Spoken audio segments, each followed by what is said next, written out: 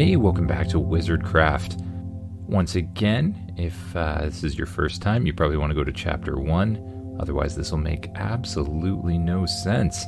And if this isn't your first time, well, why don't you share the podcast with somebody else or something like that? It would go a long way. Anyways, we're going to start off with Chapter 45, A Builder's Journey. With Alexander healed and his spirits lifted, you take a moment to introduce yourselves and express your gratitude for his safe return. Alexander, I'm thrilled to have you back with us, you say, warmly extending your hand. This is my friend Viridian. We've been searching for a skilled builder to bring to our village. Alexander's eyes light up with excitement as he shakes your hand. I can't believe the opportunity that awaits me, he replies, his voice filled with enthusiasm that seems slightly unwarranted for the amount of information you've given him. I've always dreamt of creating something from scratch and leaving a lasting mark. Tell me more about your village. As you walk together towards his dwelling to gather his belongings, you paint a vivid picture of the village's vision, its potential for growth, the community's spirit that permeates every aspect of its existence. Alexander listens intently, interjecting with questions and sharing his own ideas along the way. I can imagine the stunning architecture, the sustainable infrastructure, and the harmonious blend of nature and human design, Alexander says, his voice brimming with inspiration. I have so many ideas for unique structures, innovative building techniques, and creating spaces that foster connection and creativity. With his tools, blueprints, and personal mementos packed, Alexander turns to his father Donovan, who has been a constant source of support throughout his life. Dad, I want to thank you for always believing in me and encouraging my passion for building, Alexander says, his voice filled with gratitude. This village presents an incredible opportunity for me to grow and contribute, and I will make you proud. Donovan's eyes glisten with pride and a touch of sadness. My son, I've seen your talent and dedication. You have the power to shape this world and make a difference. Go forth and create wonders, knowing that your family will always be here supporting you. As heartfelt farewells are exchanged, you, Viridian, and Alexander set out on the journey back to the village. The path is filled with animated conversations, laughter, and shared dreams for the future. Alexander's mind buzzes with creative possibilities. His enthusiasm is contagious. I can't wait to start building, Alexander says, his voice brimming with excitement. I want to create spaces that inspire, structures that blend seamlessly with nature, and a village that becomes a beacon of hope and progress. Chapter 46, Building the Future. As you, Viridian, and Alexander step back into the village, a sense of accomplishment and anticipation fills the air. The villagers greet you with warm smiles and curious glances, eager to see the results of your journey. Alexander's eyes scan the structures that have already been built, impressed by the progress made in his absence. He takes in the neatly arranged homes, the communal spaces, and the fields you established. You've done an incredible job, Alexander exclaims, admiration evident in his voice. This village really is brimming with potential. I can't wait to add my touch to bring it to new heights. Eager to begin, Alexander shares his initial plans. First, I'll construct a builder's hut where I can stay for now, he says, his mind already envisioning the structure. Once that's complete, I'll focus on building more homes, providing comfortable spaces for our current villagers and preparing for new arrivals. You nod in agreement, appreciating Alexander's strategic approach.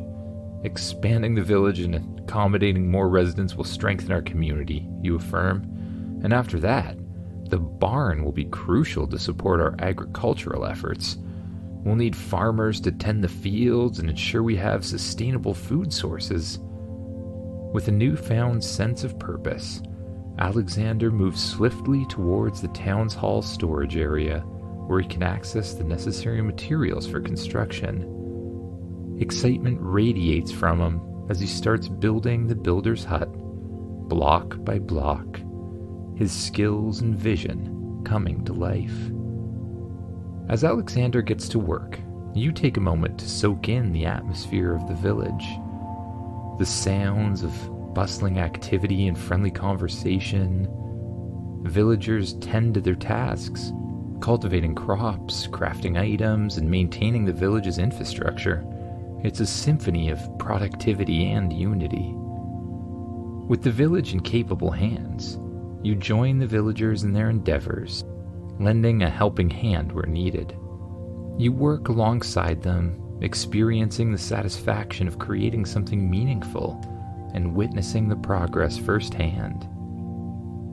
As the day progresses, you find moments of respite to appreciate the beauty of the village itself. The serenity of the surrounding nature, the gentle rustling of leaves, and the comforting hum of activity instill a sense of belonging and contentment inside you.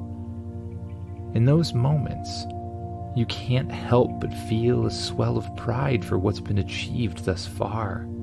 The village, once a mere dream, is now thriving, and with Alexander's skills and passion, it's going to continue to flourish. As the sun begins to set, casting a warm glow over the village, you pause to admire the progress made. The builder's hut is taking shape, a testament to the villager's growth and its bright future. With a sense of optimism, you look forward to the days ahead, where the village will flourish under Alexander's guidance and the collective efforts of its inhabitants. Chapter 47: Defiance. The tranquility of the village is abruptly shattered as Olivia rushes towards you, concern etched across her face. "Quick, we have a problem," Olivia exclaims, her voice filled with urgency.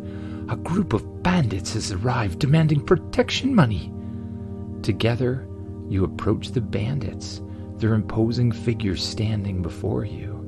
Their leader, a grizzled man with a scar running across his face, steps forward with a sneer. "We've heard the village has been flourishing," he says with a menacing tone, "and that means it's time for you to pay for the privilege of our protection." You meet his gaze, undeterred by their attempt at intimidation. "We won't be giving in to fear tactics," you assert firmly, standing tall beside Olivia. "This village stands on the principles of unity and self-sufficiency.